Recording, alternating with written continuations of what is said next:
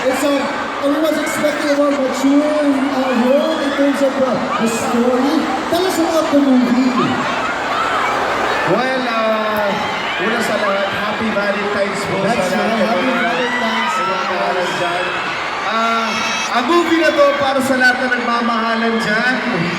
Sa lahat ng mga single. Sino mga single dito? Sa lahat ng mga niloko. Sino mga niloko dito dati? Oh! Yun na! Sino mga manloloko? Ayun! Ay, meron din. Ayun! Ayun! Well, ang pelikula po na to ay para sa iyo lahat. So sana po mag-enjoy kayo. Sana kami po ang thank you sa Valentine's. Manood po kayo ng My Eyes and Voice. I love you. Thank you. We're so happy that you guys have decided to spend Valentine's Day with us here in Cebu. Diba? Siyempre, Of hold course on. naman. What And are we're you- happy to be here as well. Yes, we're very happy. What are your plans for Valentine's Day? Of course, apart from being with all of us here. Kasi mukha na lang sa gawas. Oh, yun! Makakaw na siguro. At dinner na lang, inuguma namin, diba? Joy, that's what you said also last night.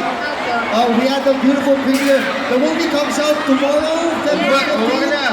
Tanong mo ba, ha? Promise. It's like, who's gonna watch My Ex and Wives? Of course, Callie and Gio, the story relies on both of you, and we're very excited to watch the movie. But I know that you still have one more treat. Yes.